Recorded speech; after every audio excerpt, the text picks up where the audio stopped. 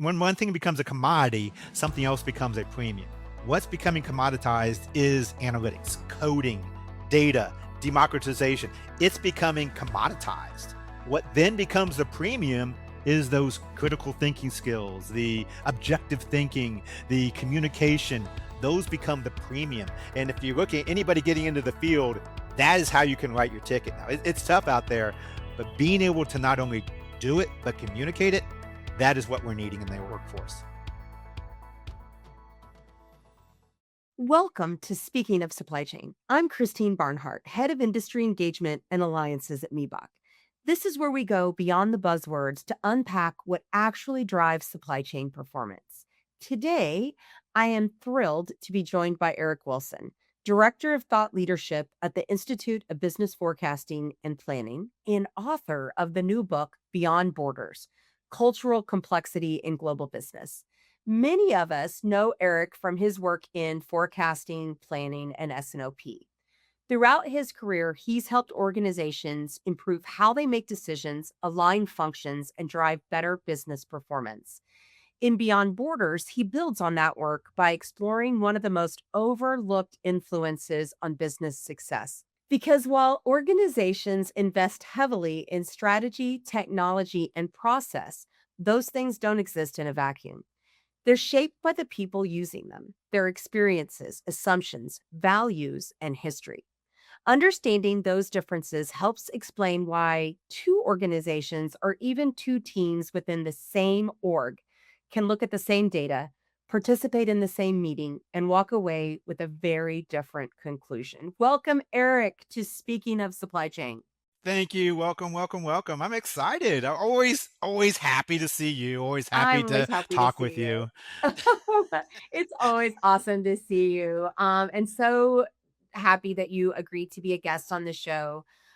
We go way back, like We do. to our days, I guess, at Berry Yes. Plastics, which I Yes. think was like more than We don't want to age ourselves. It was a while ago. We'll just it put it was a a while while ago. ago. It was a while ago. It's been super fun though to see how your work has evolved from, when we met, you were standing up demand planning and forecasting and S&OP at Berry. And, then you moved really into like thought leadership and business transformation. So I'm going to be honest, I was super excited when I heard that you had written this book on culture. I wasn't surprised because I do think it's kind of the natural extension of many of the conversations that you and I have had throughout, the time that we've known each other, which is like, it always seems like we understand the process, right? Like we know what the process should be. But the people kind of get in the way of the process sometimes. And yeah, so I would love to understand what inspired you to write Beyond Borders. I said thank you very much for having me. And it was kind of it, if you look at my last three business books I wrote, it was kind of an opposite progression. My first book, Predictive Analytics, talked about the technical side of demand planning and predictive analytics. My second book on the practical guide for sales and operations planning went in for S&OP, IBP, the process. Now I'm talking about the people because that's really where it all matters. If you ask why I wrote that book, is because of the experiences we had at Barry, because of the experience I had through my career. You always saw the underlying every meeting we had, every type of process design, you always seen people being part of that and different cultures approaching things slightly different. And then when I wrote my last book on S&OP, it really gnawed at me underneath because I could put out the here's what an S&OP process look like. Here's the 9 dimensions everyone should do. And you put down a technical process, and underneath I knew it was missing that piece that people were not interpreting what I was saying the same way. And that's really what led to the last 2 years of me taking what I took from S&OP, those 9 dimensions, and putting people to them and how they look at them based on the regions and cultures that really developed their thought process. Is that how long it took? 2 years to It develop took this 2 book? years. There was 1 Wow. year of solid research that went into it because, like I do with a lot of my books, I don't want to just be my opinion. So there was 2 years of, read the literature first to, really develop the theory, because there's a lot of good material out there from Aaron Meyer and Hofstede. There's a good material out there, but it's not business specific, especially for our fields. But I took that to really help develop some of the thesis with it. I have the 9 dimensions. I understand S&OP. We've already done the research there for my last book. But I put those together and then did a series of surveys, hundreds of interviews with people globally to really test out my theories and get feedback, get real life stories. Then I took a year writing the book. So yeah, there was 2 solid years and putting it together. I mean, it's really, really good. A couple of things that kind of stood out to me, jumped off the page, if you will, whereas like business doesn't operate in a vacuum, it operates through people. And I was like, oh my God, yes. Ding, ding, ding, ding, ding. And then the other was like culture. And you spoke about this numerous times, but like culture isn't about putting people into boxes, right? It's about understanding why we experience the same situation differently, and I thought that that was pretty meaningful.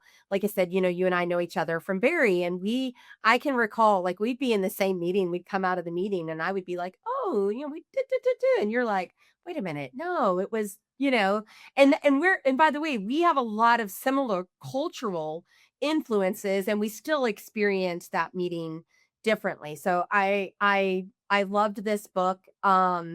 I will say, like, right now been with Meebach since September, and so much of this book spoke to me because I'm back in an organization which truly has a global footprint, which it's been a few years for me since I've operated on a more global scale. And I'm like, oh, that's the reason the Germans and I are butting heads about this. Or, you know what I mean? Like, you're like, Yeah, oh, wait a minute. Like, yeah, yeah. So, yeah. Stereotypes exist for a reason sometimes. You know, it doesn't mean they're bad, and you hit it. What the one of the biggest lessons I learned in really reading the book, and I mean not reading the book but developing the book, is there's no right or wrong answer sometimes. It's just different approaches. And I think that's where a lot of people need to start thinking about this is, hey, doesn't mean my way is not always the way. There's right. other ways. Right, exactly. And I think it hits on, sometimes yes, we often talk about people process tools, but I occasionally will be like people process tools mindset. I think that this really encapsulates the people and the mindset kind of together and how they're approaching something just from a different angle, from a different perspective. And it's funny because supply chain transformation in general, we often talk about it through the technology or through some type of a new process or framework. But at the end of the day, it's really the people who are making decisions, solving problems, creating value. So, from your perspective, why is investing in people such an important part of building a successful organization? Because without people, you're not going to have the organization. There you go. Easy. No, But I have AI. I mean, Eric, come on. I'll just get some agents. because people really are the innovators. People are the ones that are pushing it. People are the ones that's verifying. They still need the people. If you look at most of the research that IBF did when it comes to forecasting and S&OP, the missing skill is not the analytics and AI. The missing skill is communication, influencing skills, business acumen. That's what keeps showing up as the number one skills people are looking for. And you're looking at the communication, that goes right to the heart of what I was writing about. It's not how to communicate this way and this way. It's to be able to communicate so that the other person is not only understanding you, but you're building those business bonds and collaboration consensus, that you're understanding what those core concepts means together. So when you're looking at why do we invest in people, because people really are the necessities to be able to build collaboration, consensus, transparency. You're not going to do that with AI or technology. It's funny, because the last time I saw you was at the Best of the Best SNOP conference in Chicago, and, sitting in the audience, one of the things that I pulled out was, this pendulum, if you will, from an education standpoint, right? And I look at my own kids who are Gen Zers, right? They're in their mid-20s. And their education was very process technically focused. It Yeah. was not focused on communication and social skills and being able to communicate an idea and things of that nature. So I almost feel like we've created a generation of people that are further from what's needed than probably what we were or even what the millennials were before them. Is that fair? That is fair, and I mean, they have skills that obviously we didn't have, Right. that they capability from a process and really the coding, the technology, the embracing technology and their capabilities. But at the same time, you're right, there's a gap now in not only communication, but critical thinking skills. And that does seem to be that pendulum when you see that critical thinking skills becomes that pendulum in really education and our society. And we're seeing it starting to swing back. That critical thinking skills and education and that communication is becoming more of a premium now than what it used to. Okay. So basically the people that know how to communicate, that know how to build relationships and networks and then really take a problem and not jump to a conclusion, but examine it from all sides. Exactly. Yeah, yeah. Yeah, exactly. Yeah. I said 4 years ago, I made the statement that when one thing becomes a premium, I mean, something, when one thing becomes a commodity, something else becomes a premium.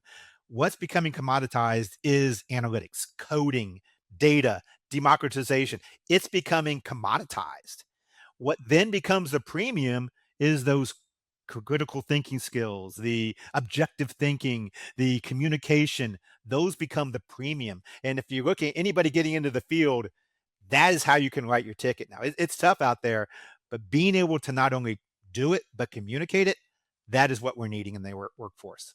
Which it speaks to me because that's the reason that I've been successful and I've advanced to right? I'm an electrical engineer. I understand the technical side of it. I can speak the technical side of it, but I can also speak to marketing and sales and Absolutely. commercial teams, which is really different from a language standpoint between the two, right? So, um one of the things that we've been talking about that really resonated me was this concept that business process doesn't exist in a vacuum. And when I think about Meebach, we spend a tremendous amount of time helping clients design operating models and planning processes and doing transformation. But success is not simply about designing the right process, right? It's really about designing one that works in the real world. And there were a couple of times in the book where you talked about like in the real world, like what's like pragmatically, like not this ethereal academic, right? So it really reinforced that for me. Like when you talked about process and culture and how these things kind of come together, help us understand that a bit more. Well, if you look at like the services you provide, those are absolutely necessary. We need the structure.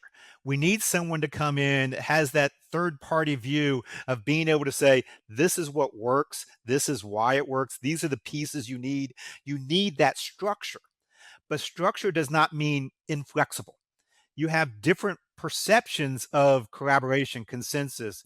These different core things that you're bringing in, you need to be able to adapt them to the environment and business culture that you're working in. And I think that's what makes you really great as well, because you can not only take a structured process, but make it adaptable to different cultures. And when you get global and different ones, now you have to be even more cognizant. So when you're designing the way these kind of work together, instead of taking your process and saying, here's your process, you need to design the process with the people in mind. They always say people, process, technology. What does that mean? When you say people process, it's not here's the people I need to do this. It's what kind of process works best with these people.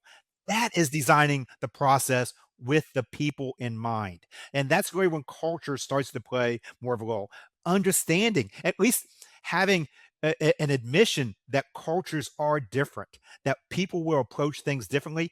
At minimum, having the understanding and being open and having a safe environment for them to communicate, that is at least the minimum eventually to be able to build a good process. Agreed. It was funny as I was going through the book and you were kind of talking about the different geographic areas, and I got to, Southern Europe, and for I had, like, 3 or 4 years when I was at Whirlpool that I reported to an Italian in Italy, right? So not only was he Italian, but he was an Italian in Northern Italy, and I loved him, he was great, Alberto, but I can remember being in a meeting with him when I was in Castaneda, and he was so mad at me, we were butting heads, and he's like, "You are so German, Christine," and I was like, "Thank you," and he's like, "I didn't mean it as a compliment," you know?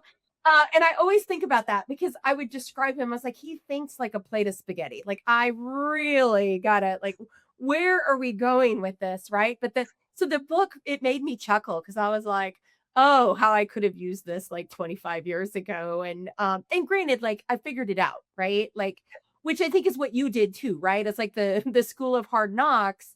What I love about this is that you're like sharing it in a methodology that people can practice and get better at, right? Like it's one thing to acknowledge it, but then how do I continually reinforce that I have a bias and I need to like think differently, which is really what I loved.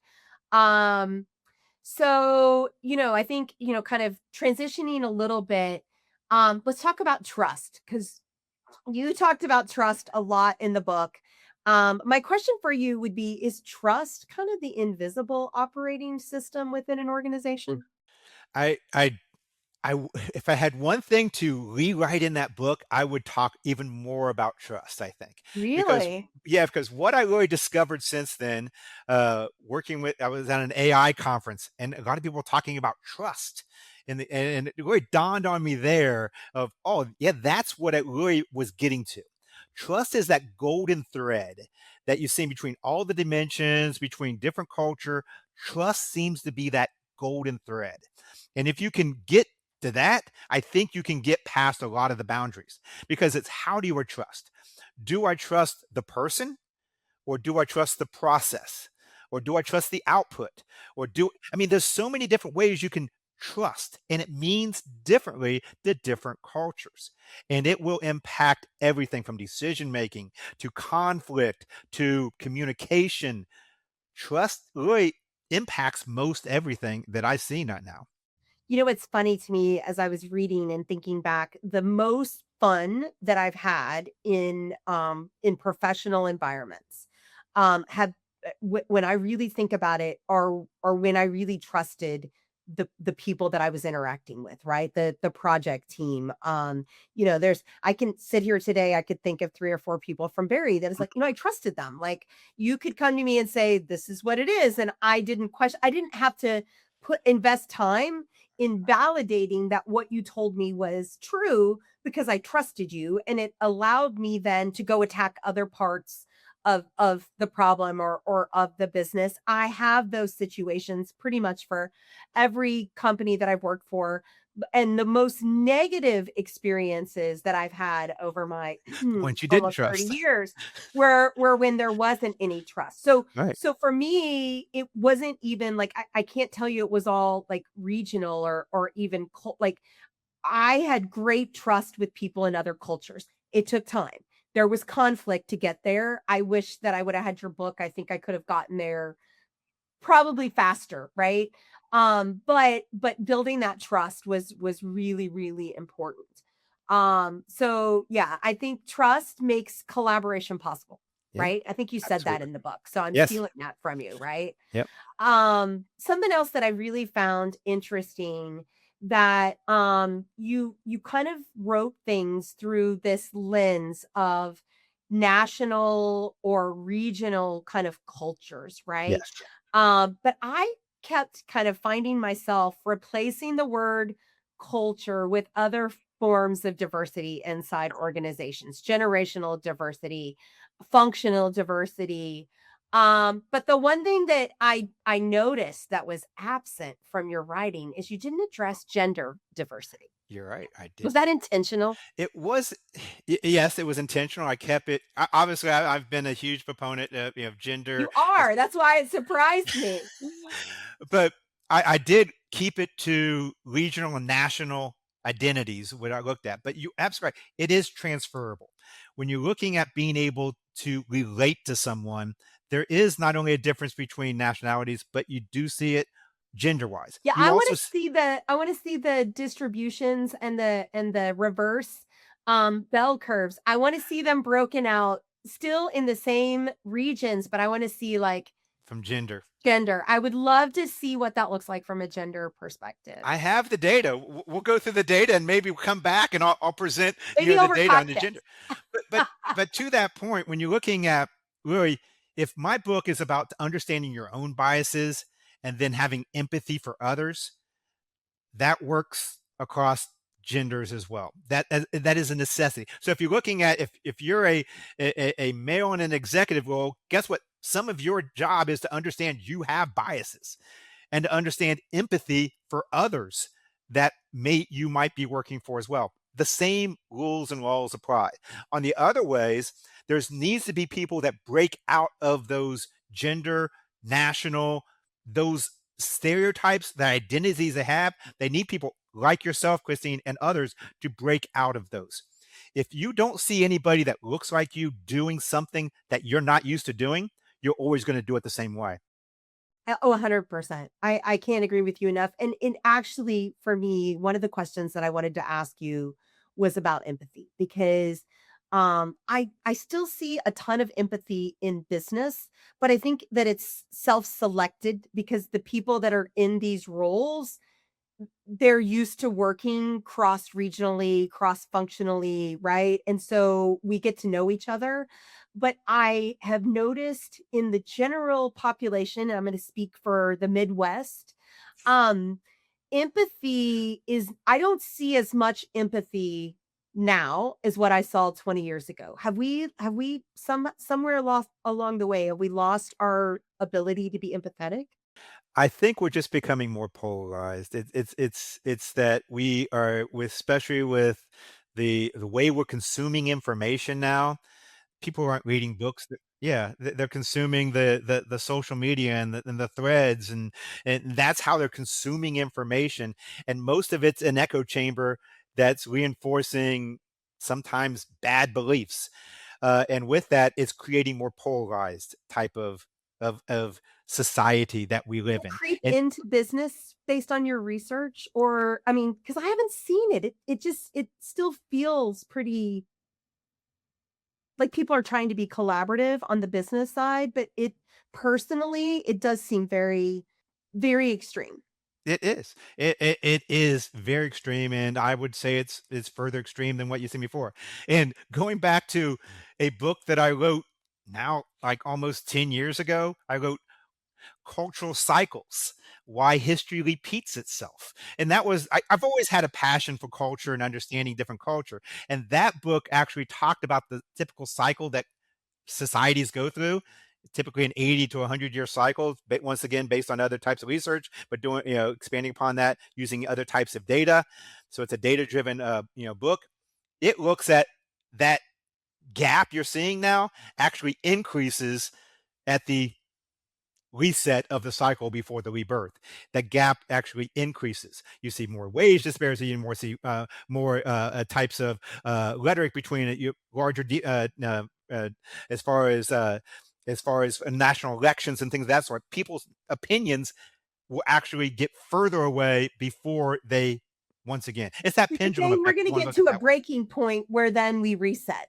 Unfortunately, when I went through those cycles, it went through reset and then rebirth, but you had to go through the reset to get to the rebirth. Hopefully, I live long enough to get through this Uh, section. our Yeah, kids will that our kids will see it. So I mean, what organizations are becoming more global, I think it's like global used to be like a few companies. Now global is like everybody. It doesn't really matter what you do or where you're at. You have to think at least outside of your own country or outside of your own, region to other regions. What capabilities and mindsets do you think will distinguish tomorrow's leaders in that context? It's gonna be back to some of the skill sets we talked about, communication, but not just being able to communicate, how you communicate and the nuances in your communication are key. The curiosity, That is that, and I wrote that as a key theme in my book because I truly believe that's what, because that's what drove me, is the curiosity. And I know you have it as well, but that curiosity is like, I want to learn something. I want to know why this is doing it. And if you have that curiosity, you will naturally develop more of an empathy, in my opinion. My empathy comes from my curiosity of wanting to understand other culture, other people, and not assuming that I have the answers. That's really what's going to drive people, is that curiosity. Yeah. I mean, honestly, it's part of why I came to Meebach is, you know me, I get bored, right? And so, as I've gotten older, every couple of years, 3, 4 years, I'm like ready to do something new. And it's because it's like, okay, I'm curious. I want to, maybe a thread takes me down a different path. Like I said, I'm an electrical engineer. I'm doing go to market, marketing, alliances, projects. Like, yeah, exactly. One of the things that I think I read in the book is you said something to the effect of the best global leaders don't assume they understand people, they stay curious.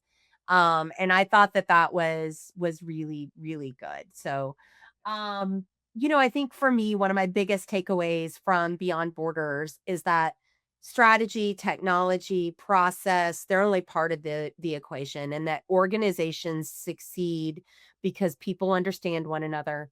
They build trust, they navigate their differences, and ultimately they find a way where they can make decisions together. And I think for those of us that are leading these kinds of transformation, it's really an important reminder, right? Success isn't about designing better processes, it's about understanding the people who bring those processes to life, right? So what would be like before we leave, what's like your one thing that you hope people really get out of this book?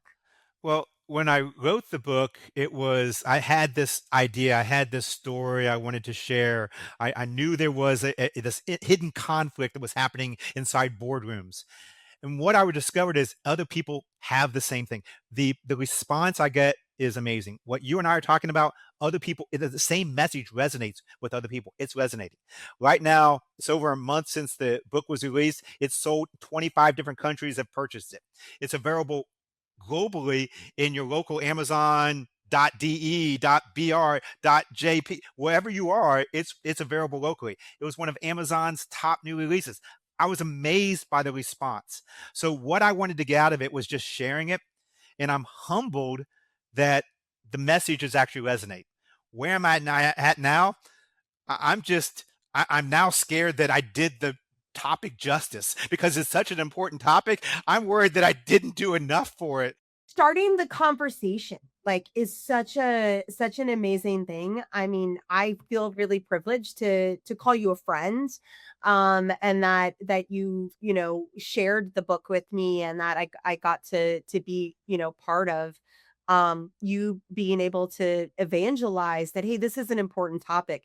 The other thing that I find interesting before I let you go is we haven't really talked about S&OP or planning or demand planning or forecasting.